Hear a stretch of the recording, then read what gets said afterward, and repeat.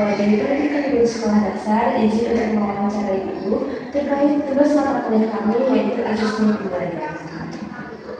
Kami dari kelompok 1 dan saya sendiri dengan Fitriani. Saya sambil ini. Saya Kak Yasmin. Saya Mutiara Dodani. Jadi apakah diperbolehkan kami untuk mewawancara Ibu terkait mengenai asesmen pembelajaran kami di Indonesia? Boleh.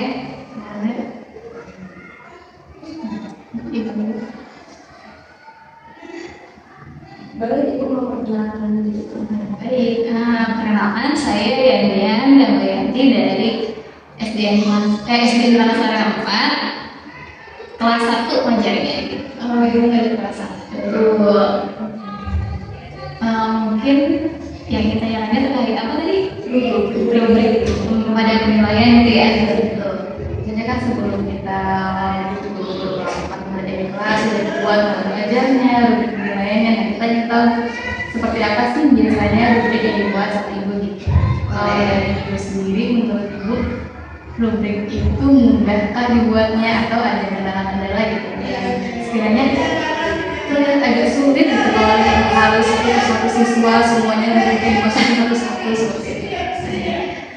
Kalau sulit atau mudah itu relatif ya, kadang ada yang sulit, ada juga yang mudah. Sulitnya itu ketika kita kondisi kelasnya itu sedang tidak baik-baik saja gitu ya, karena kan nggak selalu kondusif loh. Jadi pada saat anak susah diatur, gitu, tidak kondusif, maka rubrik penilaian itu jadi sulit untuk diamati ke anaknya. Jadi kadang nggak sesuai sama rubriknya gitu. Jadi tergantung kondisi kelas ya. Betul. Gimana sih anak-anaknya? Apakah lagi ramai di kelas? Iya. Harus diamati satu-satu kan. Kadang kita terlalu fokus ke yang sebelah sini, ada murid yang sedikit terabaikan gitu, yang penilaiannya tiba-tiba dia sudah selesai, gitu, prosesnya itu tidak terlihat gitu. Dalam pemberian tugas kelompok, kalau untuk kelas 1 itu sudah ada belum kayak bikin proyek atau presentasi dalam kelas? Sudah ada kemarin ketika membuat tentang profesi gitu ya, mereka membuat diorama profesi, terus membuat juga IFPD yang digital panel itu mereka berkelompok ambil juga ke depan presentasi apa saja yang sudah mereka buat gitu. Kalau untuk itu apa yang dibuat ini politik praktis penonton atau hubungannya sama gitu? Biasanya sih satu biasanya, tapi pada dalam satu semester atau satu tahun pelajaran pasti ada yang tiga-tiga, jadi tidak selalu tiga. Misalnya ketika ada tugas ini, tapi harus ke motor, kira-kira ada mana yang memungkinkan untuk dinilai tiga-tiganya. Kalau misalkan kayaknya ini agak cukup mirip aja nih, jadi tidak ditentukan.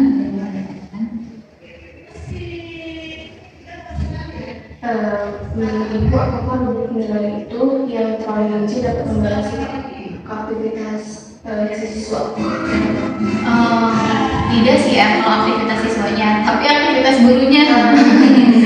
Jadi kalau terlalu berperinci, kita harus ingat-ingat apa aja yang harus dinilai gitu. Karena kita terlalu fokus sama rubrik, jadinya gurunya itu kurang memperhatikan siswa, sibuk sama rubrik penilaian gitu. Kalau misalkan rubrik penilaian lebih sederhana, jadi lebih mudah gitu. Anak-anak sih mau rubrik penilaian kayak gimana juga nggak akan terganggu ya. Yang terganggu itu lebih ke gurunya gitu, lebih kesulitan.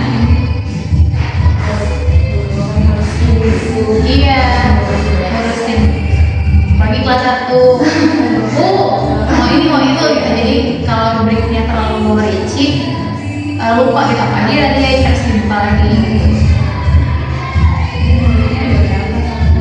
Satu kelasnya 25 sampai 26, 2 kelas. Iya. Mungkin 25 itu satu kelasnya? Iya, kali 2 jadi kali 2. Lumayan. Saat jumlah siswa dalam satu kelas itu banyak, berapa yang dijelasin Ibu?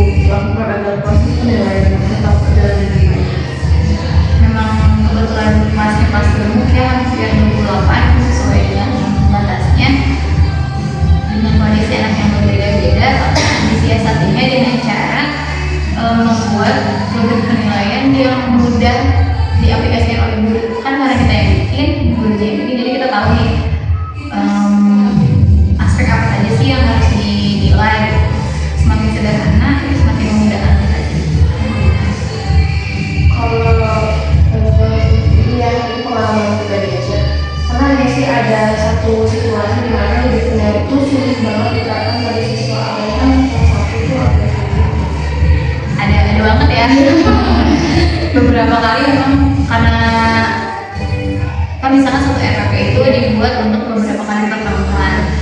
Nah, ada hari-hari di mana kondisi kelas tidak kondusif sehingga rubrik penilaiannya nggak bisa dipakai terlalu lumayan sering sih.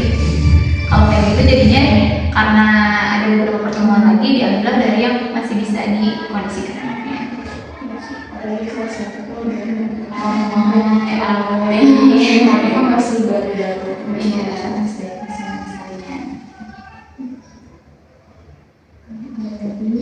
Ada mungkin dari aku.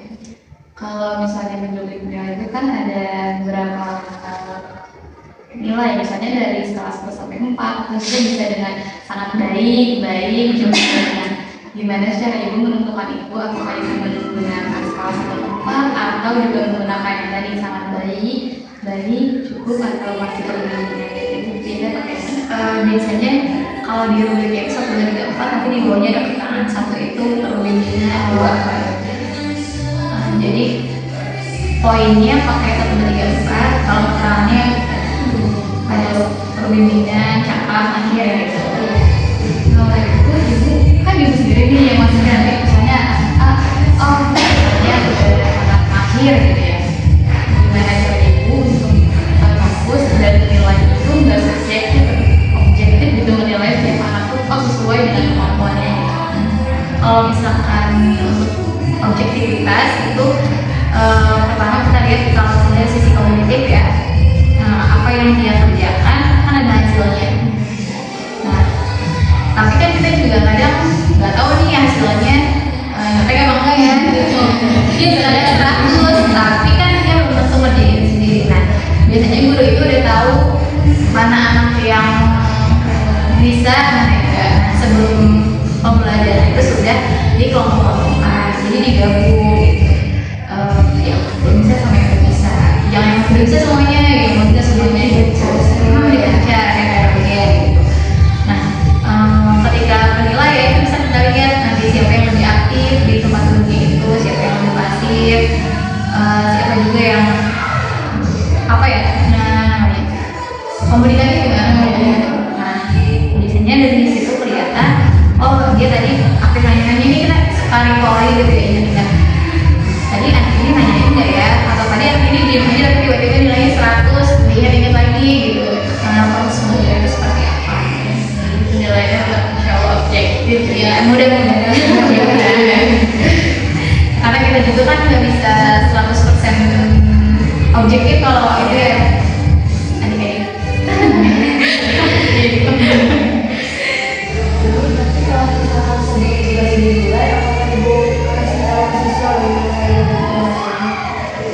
untuk rubrik secara rinci nggak dikasih tahu ya, jadi lebih ke karena rubrik itu mengacunya ke tujuan pembelajaran. Pastinya sebelum belajar itu kita kan tahu tujuan pembelajarannya. Misalkan di bahasa Indonesia ada tujuan belajar itu membaca dan menulis. Nah, hari ini ibu akan minta kalian untuk membaca dan menulis ya. Tujuannya supaya kalian bisa membaca suku kata A, K misalkan, atau kaki keko gitu, dan juga menulis kaki keko gitu. Jadi dikasih tahunya ini tujuan pembelajarannya. Menurut pengalaman ibu, bagian apa sih dari penggunaan penulisan rubrik yang paling banget menyita waktu? Bagian yang menyita waktu kalau yang paling menyita waktu sih ketika merinci gitu ya hasilnya gitu, karena harusnya tadi ingat lagi karena kan kalau di situ kita nggak bisa bawa kertas gitu, lebih ke diingat-ingat. Jadi pas bagian refleksi lagi gitu, ingat lagi itu lumayan menyita waktu karena benar-benar harus dipertimbangkan tadi ini